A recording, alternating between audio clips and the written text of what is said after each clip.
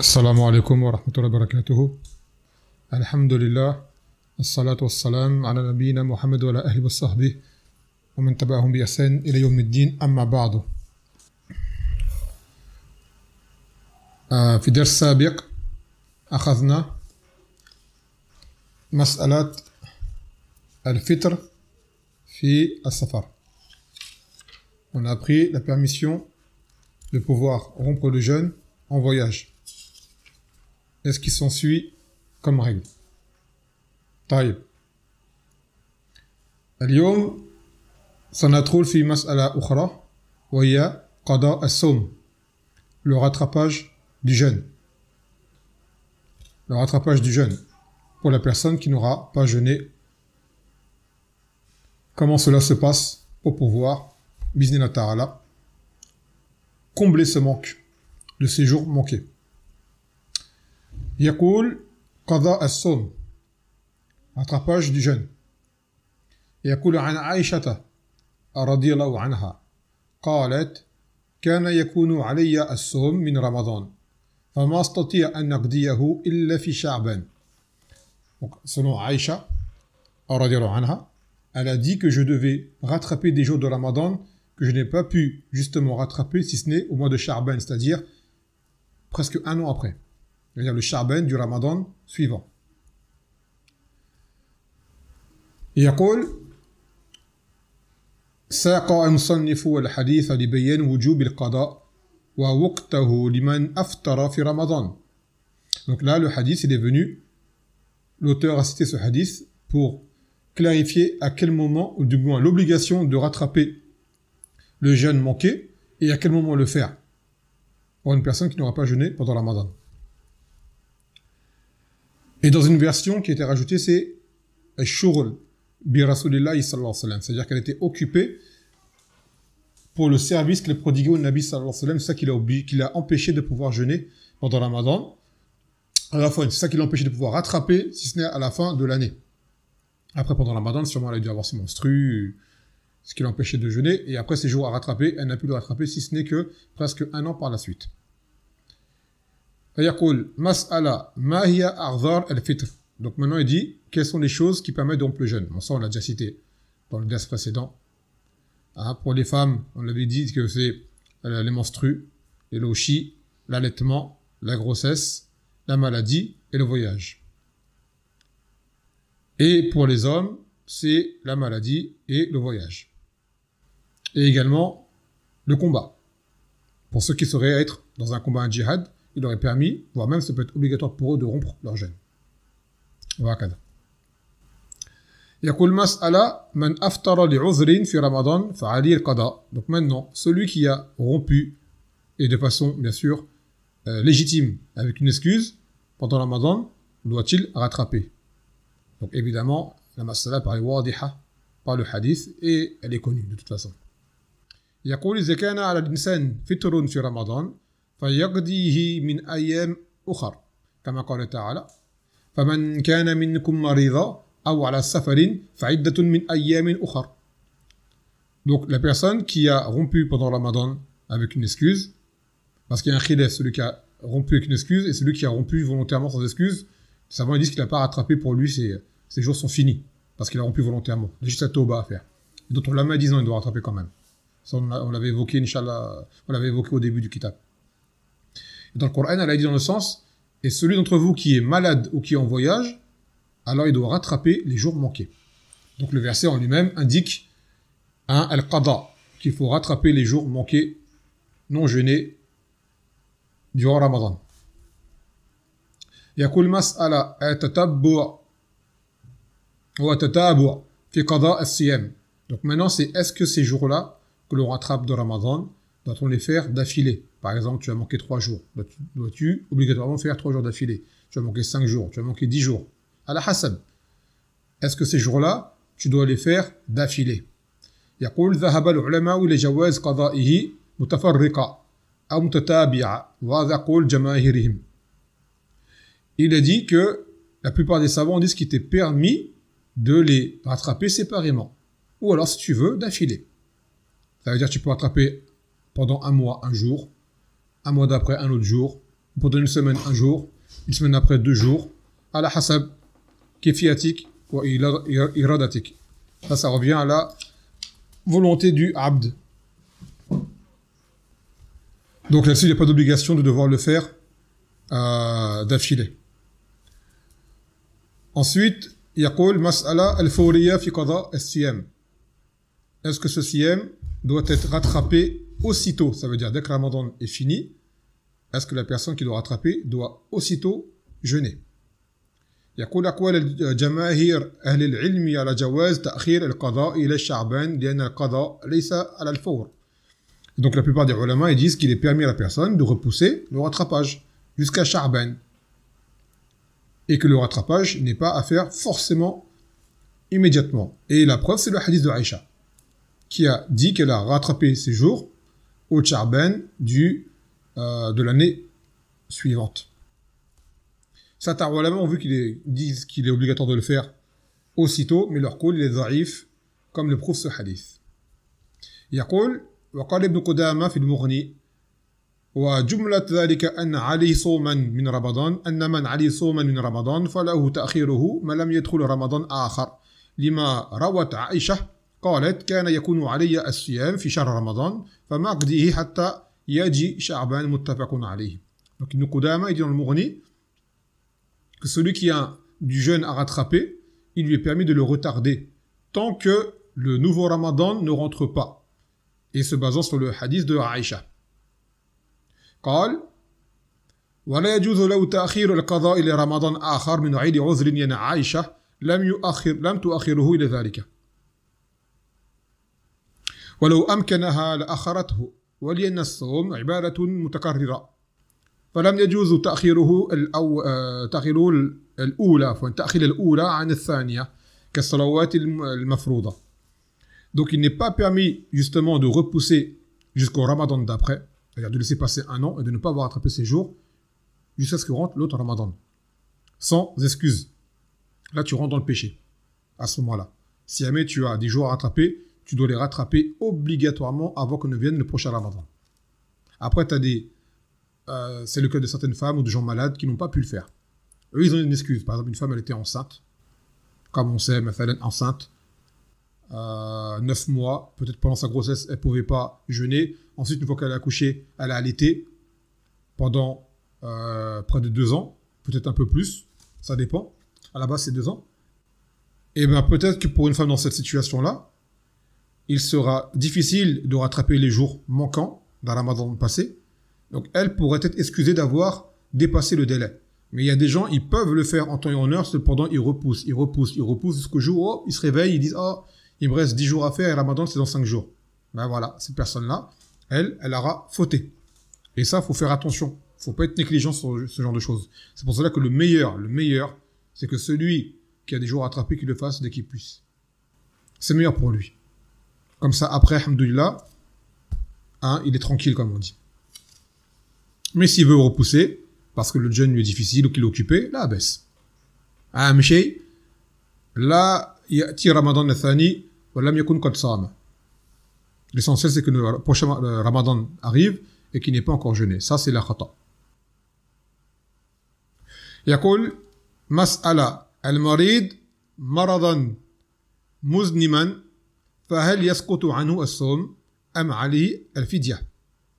Donc il dit maintenant le malade qui a une maladie chronique par exemple. Il y a une maladie qui en continue, ça veut dire qu'il empêche de jeûner.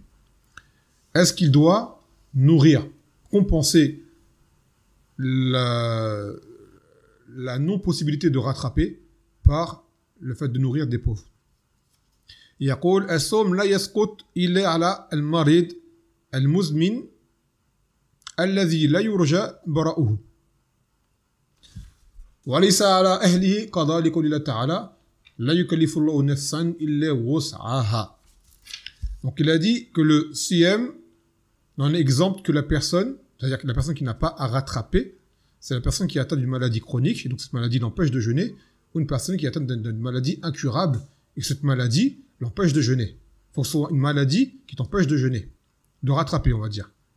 Car vous vous rappelez, la dernière fois, on avait dit que tout ce qu'on appelle maladie, mal, blessure, peut te permettre de rompre pendant le Ramadan. Mais cependant, pour rattraper, ce n'est pas le même zabit. Ce ne sont pas les mêmes normes. Par exemple, quelqu'un qui a bras cassé, on avait expliqué, par exemple, selon l'avis des ulama, il peut ne pas jeûner. Mais est-ce que le bras cassé empêche de jeûner de base? Non. Mais il est jugé comme étant malade. Cependant, celui qui est exempt de rattraper, c'est celui qui a une maladie qui, elle, l'empêche de jeûner. S'il jeûne, soit il en meurt, ou soit alors son état s'aggrave, il a des conséquences néfastes. Et celui-là, celui par exemple qui se casse le bras, et après il se casse le bras, il se casse une jambe, après il se fracture le crâne, et ainsi de suite, il est tout le temps blessé, il dit non, moi j'ai pas pu jeûner, j'étais blessé à chaque fois. On dit mais tes blessures ne t'ont pas empêché de rattraper. Donc là, les normes ne sont pas les mêmes. D'accord? Il faut que ce soit une maladie qui soit de celles qui empêchent de jeûner, qui rendent le jeûne nuisible à la personne. En dehors de cela, s'il peut rattraper, il doit rattraper. Maintenant, on dit, est-ce que celui qui ne peut pas jeûner ni rattraper doit faire une compensation, une expiation qui est de nourrir des pauvres? Ça, c'est une masala qui est connue. Et beaucoup de gens ignorent qu'en réalité, il y a une divergence sur la question, et que même l'avis rajih, c'est que la personne, en réalité, elle n'a même pas à nourrir de pauvres. Dans le Coran, elle a dit, la yukallifullahu nafsan illa wus'aha, que Allah n'impose pas à une âme si ce n'est qu'elle ne peut supporter. يقول وليس عليه فدية على الصحيح لأن الفدية منسوخة بقول الله تعالى فمن شهد منكم الشهر فليصم ومن كان مريضا أو على سفر فعدة من أيام أخرى. Donc en réalité, la personne n'a pas à rattraper, ou plutôt n'a pas à faire de fidya. Fidya, c'est le fait de nourrir les pauvres. Car en réalité, le verset qui parle de la fidya, c'est un verset qui a été abrogé. En fait, c'est le verset qu'on avait expliqué au début du kitab, qui était lorsque les gens avaient le choix au début, est-ce qu'ils jeûnent, ou s'ils ne jeûnent pas alors qu'ils nourrissent un pauvre. C'était juste à ce moment-là que ce verset, en fait, il est valable. Ensuite, le jugement a été abrogé par l'obligation de jeûner pour tout le monde. Mais dans cette obligation, il n'est pas venu de hukm disant que celui qui ne peut pas rattraper doit donner une fidya. Le seul verset qui était cité, il était cité pour le moment où il y avait le choix. Car ça a été abrogé par faman kana minkum faman shahida minkum al-shahr falyasum wa man kana maridan aw ala safarin fa'iddatun min ayamin ukhra. Donc après le verset du choix a été abrogé par le verset dans le sens où il a dit et celui d'entre vous qui est résident et qui voit Ramadan alors qu'il le jeûne. Là ce verset là était pour dire khalas, Ramadan c'est wajib pour tout le monde parmi les mukallafin. Et celui d'entre vous qui est malade ou qui est en voyage, alors il doit rattraper ses jours. Ça s'arrête là. Et il n'y a pas de nouveaux versets qui disent que celui qui ne peut pas rattraper, qui doivent nourrir des pauvres. Donc en réalité, la personne qui ne peut pas jeûner, elle n'a ni à rattraper et ni à nourrir des pauvres en réalité. Maintenant, il y a des sahaba qui l'ont fait, qui ont nourri des pauvres. Et il y a des ulama, ils voient que tu nourris un pauvre quand même, car eux, ils voient que le verset précédent est valable également pour le nouveau jugement. Mais en réalité, il n'y a pas de preuve qui disent que ce verset-là également rentre dans le nouveau jugement. Donc la personne, si elle craint ou elle doute ou quoi, on dit alors nourris des pauvres. Nourris des pauvres, si jamais tu veux te sentir le cœur apaisé, sans quoi celui qui a du ilm et une basira et qui se voit convaincu par cet avis-là, alors on dit tu n'as pas à donner, à compenser, à nourrir des pauvres, en réalité. Wallahu ta'ala alam. Mais c'est une masala khilaf. C'est une masala khilaf. Et parmi les sahaba, justement, qui étaient de cet avis-là, il y avait Salama et Nul Akwa. Et d'autres parmi les gens de science qui sont de cet avis-là. Ibn Hazm également est de cet avis-là. يقول فيه شغل المرأة بزوجها وتقديم حقه على غيره من الحقوق ما لم يكن واجبا. Ce hadith vient pour nous montrer que la femme est occupée à s'occuper de son mari. Et que son droit domine tous les autres droits tant qu'ils ne sont pas des obligations. وعن أبي هريرة رضي الله عنه أن رسول الله صلى الله عليه وسلم قال لا يحل لامرأة أن تصوم وزوجها شاهد إلا بإذنه. Qu'il n'est pas permis à une femme de jeûner alors que son mari est présent, si ce n'est avec sa permission. Donc c'est par rapport à ce hadith-là que Aïcha n'a pas pu rattraper car elle était au service. Elle était dévouée et totalement investie dans le service du Nabi sallallahu alayhi wa sallam et disposé à sa demande. يقول مسألة هل يشمل ذلك حتى القضاء أم أنه خاص بالتطوع.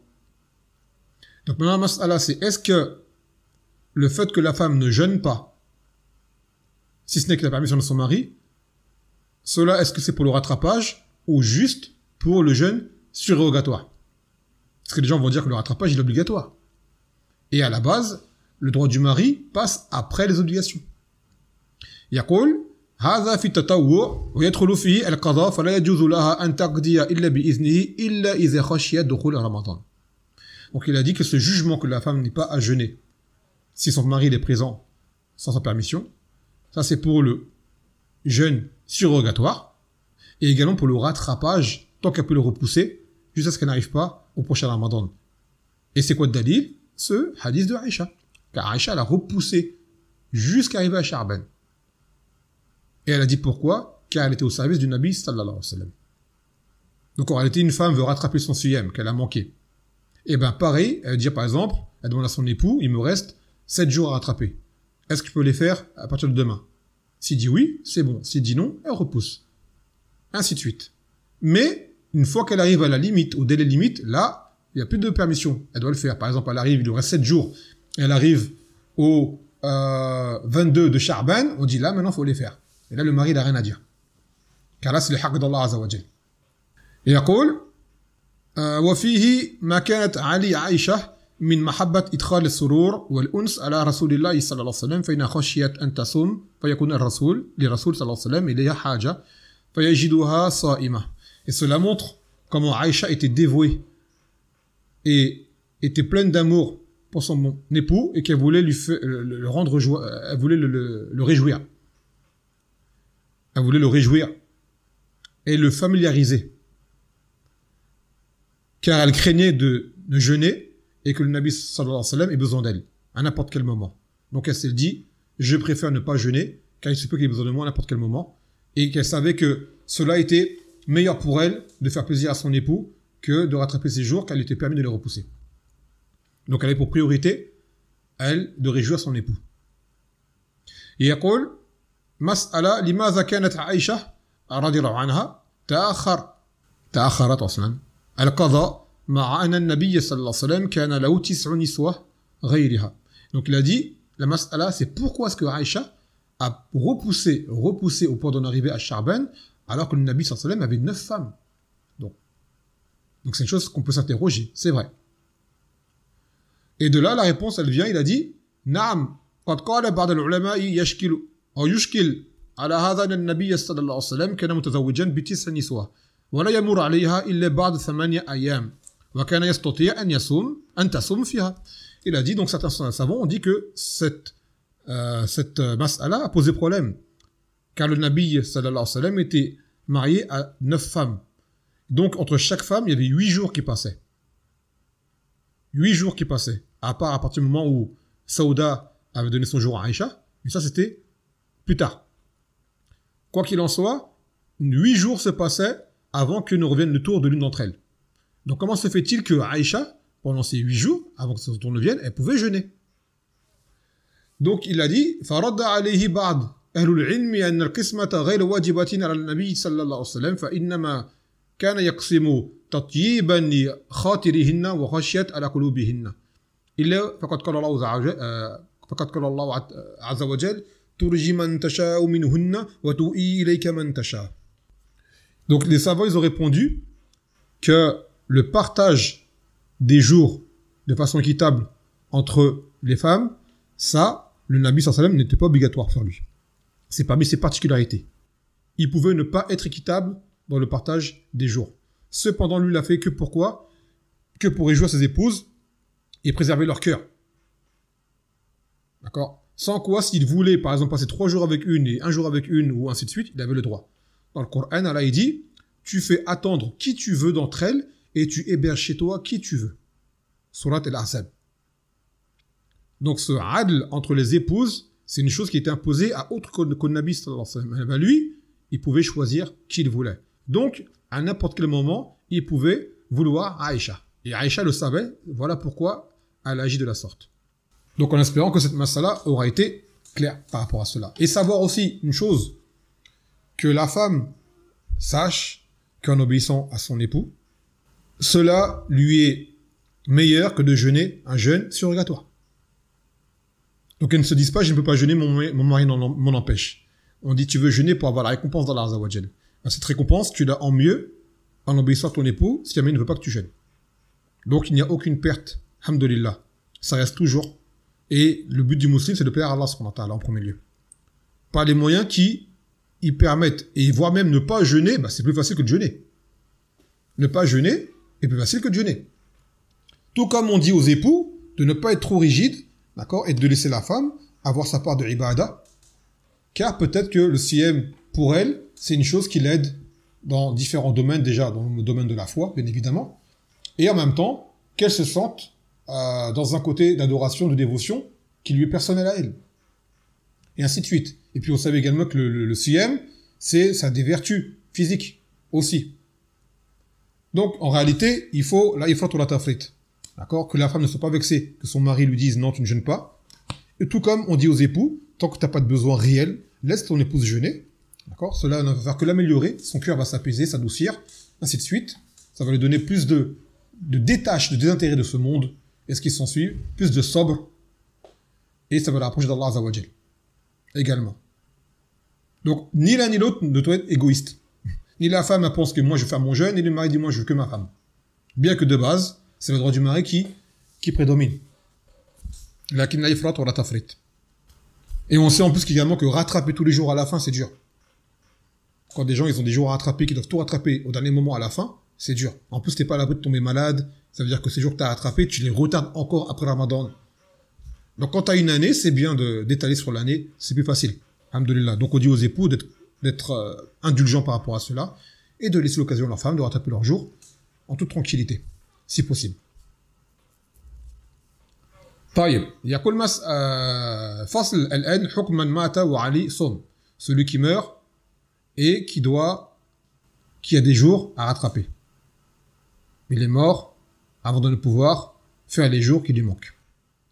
يقول عن عائشة كذلك أن رسول الله صلى الله عليه وسلم قال من مات وعليه صوم أو صيام صام عنه وليه.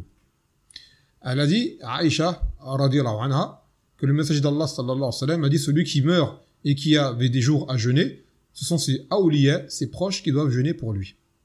وأخرج أبو داود قال هذا في النظر ووقول أحمد ibn Hanbal. Et Abu Daoud a également cité ce hadith, et il a rajouté une chose qui n'est pas présente dans les Sahihayn, c'est qu'il dit que ce hadith est valable pour le jeûne du vœu.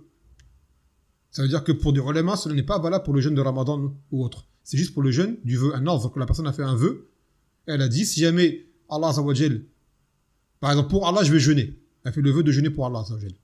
Ça, c'est le jeûne, le mutlaq. Et il y a ça c'est le nazr, le vœu mutlaq. Ça c'est un vœu sans contrepartie. La personne comme ça un jour a dit pour Allah je vais jeûner, j'ai fait le vœu de jeûner 3 jours. Elle doit le faire obligatoirement. Et il y en a d'autres qui ont ce qu'on appelle le nazr al-muqayyad. C'est le vœu qui est en contrepartie. Par exemple, quelqu'un dit si Allah m'accorde telle et telle chose, alors je jeûnerai 3 jours ou 1 mois ou 2 mois ou akada. Donc si Allah Azza wa Jalla lui accorde cette chose qui lui était qu'elle attendait, alors elle doit remplir son vœu et jeûner et remplir son engagement.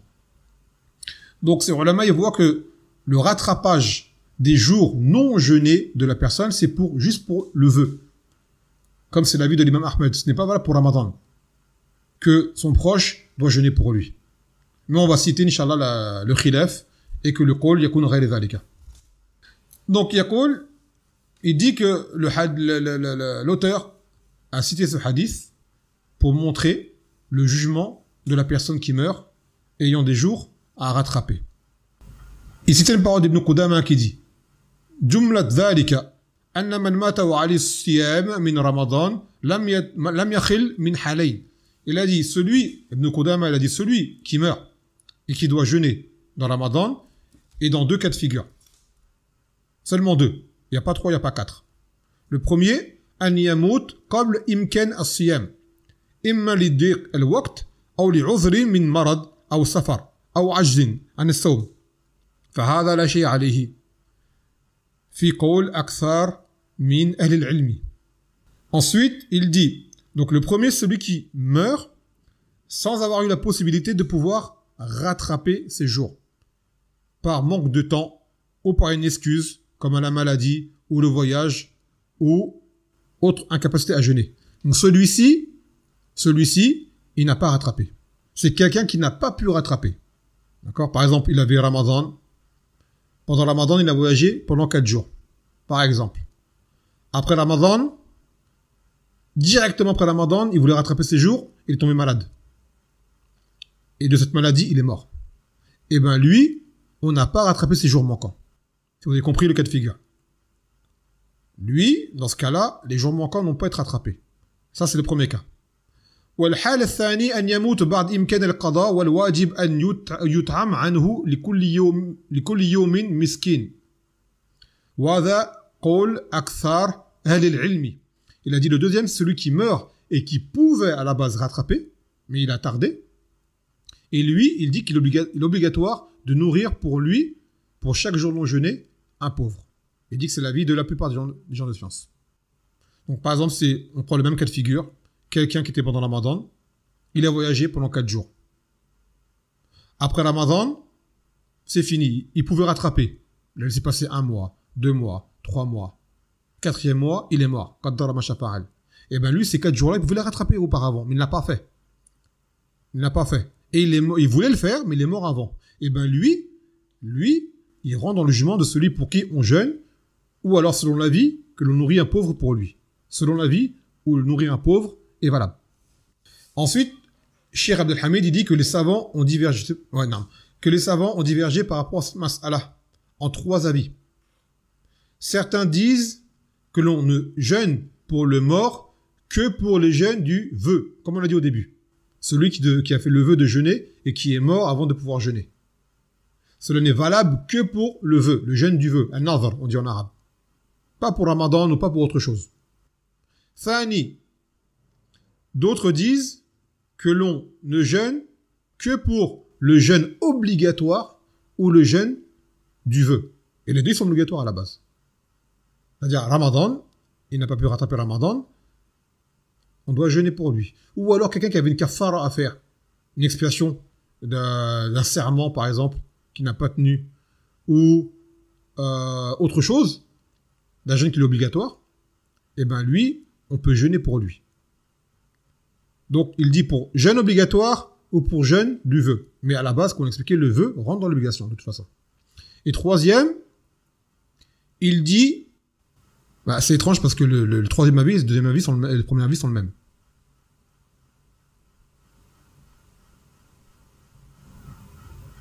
C'est ça qui est étrange. Le troisième avis et le premier sont le même. C'est il dit qu'on jeûne pour lui pour le nadhr et pas pour le fard. Et c'est exactement le même avis que le premier. Donc j'ai pas compris. Est-ce qu'il y a eu une erreur dans le livre ou quoi Allahu a'lam. Et il dit, l'auteur, le qawl, en fait, l'avis qui juge comme étant authentique, c'est qu'on jeûne pour le mort, pour les deux, pour le nadhr et pour le fard. Pour le nadhr, pour le vœu et pour le jeûne obligatoire. Taïb. Et dans le qawl, où le Nabi sallallahu alayhi wa sallam, Sami anhu waliyuhu, que son wali doit jeûner pour lui, qala ay ala al-istihbab la al-wujub. En fait, c'est recommandé pour le wali, le proche, de jeûner pour le mort et non pas obligatoire. Ça veut dire que si par exemple demain, ton père, mathalan, est musulman, il est mort, il avait des jours à rattraper, tu te dois, de façon recommandée, de jeûner pour lui ces jours si on est dans les conditions citées auparavant, bien évidemment. Mais si tu ne le fais pas, auras-tu commis un péché? Non, car à la base, cela implique ton père et non pas toi. Donc en faisant cela, en fait, tu le fais pour lui. Pour lui, c'est une rahma d'Allah qui accorde à ton père ou aux proches que quelqu'un d'autre puisse combler le manque. Mais en réalité, si toi tu ne le fais pas, tu n'as pas de péché. Mais bien sûr, ce n'aura pas été de la bienfaisance envers ton parent ou envers ton proche. Ah, mais en réalité, si jamais la personne ne le fait pas, on ne dit pas qu'elle a un ism, car à la base, la personne, ce siyam ne lui est pas imposé à elle. ويقول من هو الولي والقريب قيل العصبة وقيل العاقلة والورثة وكله جائز. C'est qui le qarib, c'est qui le wali dont on parle? C'est le proche de la famille, proche parent. Et certains ont dit que c'est la asaba. Asaba, c'est tout ce qui est du côté du père. Les proches du côté du père. Les oncles paternels, le grand-père paternel, les cousins paternels, soit les frères germains ou les frères demi-frères du côté du père. Les mêmes qui sont des walis pour la femme, tuteurs pour la femme pour se marier. Et les mêmes qui prennent la part de l'héritage, tarsiban, sans part décrétée dans le Coran. Asaba, c'est tous les proches du côté du père. Et d'autres disent, c'est la tribu, la famille, et d'autres disent que c'est les héritiers. Tout cela rentre dans le terme du wali, qui peut jeûner pour toi. Et en réalité, ça peut même aller plus large que cela, comme il va citer dans la masala qui arrive. Yaqul, hal yajuzu an yasuma anhu al-ba'id. Et maintenant, est-il permis que ce soit un étranger, c'est-à-dire une personne qui ne soit pas de la famille, qui jeûne pour le mort. Yaqul al-awla an tasuma al-waratha. Fa in lam yasumu wa sama anhu ghayruhum, wa asa an yaqbala Allahu azza wa jalla anhum. وقد بوب البخاري في صحيحه باب من مات وعليه صوم فقال الحسن إن صام عنه 30 رجلا يوما واحدا جاز. Donc il a dit le meilleur en réalité c'est que ce soit ses héritiers, ses proches qui jeûnent pour lui. Mais si quelqu'un d'autre venait à jeûner pour lui, alors il a dit le shir, on espère que Allah accepte de lui et que l'imam Bukhari a mis en chapitre dans son sahih, il a dit chapitre celui qui meurt et qui a des jours à rattraper. Il citait une parole de Hassan, et je pense que c'est Hassan al-Basri. Il dit, celui qui meurt par exemple, et qui a 30 jours à rattraper, et que 30 personnes différentes jeûnent chacune un jour, alors cela est valable. Donc selon l'avis de Hassan, que même des étrangers peuvent jeûner pour toi. L'essentiel c'est que les jours de jeûne aient été faits. Que ce soit tes proches, ou même des amis, ou même des gens qui sont au courant et qui veulent le faire. Wallahu ta'ala a'lam. ثم نكمل بهذا الحديث. يقول عن عبد الله بن عباس رضي الله عنهما قال جاء رجل إلى النبي صلى الله عليه وسلم فقال يا رسول الله إن أمي ماتت وعلي الصوم شهر أفأقضيه عنها فقال لو كان على أمك دين أكنت قاضيه عنها قال نعم قال فدين الله أحق أن يقضى. Il dit, selon Ibn Abbas, qu'un homme s'est rendu auprès du Nabi sallallahu alayhi wa sallam. Il a dit, ô messager d'Allah, ma mère est morte et elle avait un mois de jeûne à rattraper. Dois-je le faire pour elle? Il a dit, vois-tu si jamais ta mère avait une dette, est-ce que tu la rembourserais? Il a dit oui. Il a dit donc la dette d'Allah est plus en droit d'être remboursée. وفي رواية جاءت امرأة إلى رسول الله صلى الله عليه وسلم فقالت يا رسول الله إن أمي ماتت وعلي صوم نظر أفأصوم عنها فقال أرأيت لو كان على أمك دين فقضيته أكان ذلك يؤدي عنها فقالت نعم فقال فصومي عن أمك.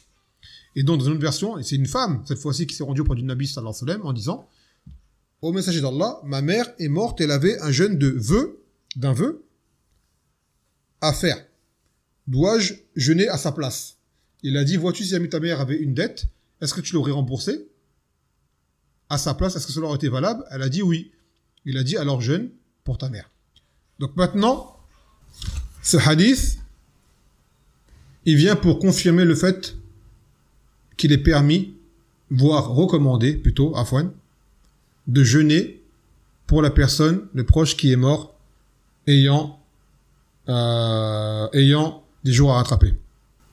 يقول أولا فيه حرص السلف رضوان الله عليهم على سؤال النبي صلى الله عليه وسلم فيما أشكل عليهم.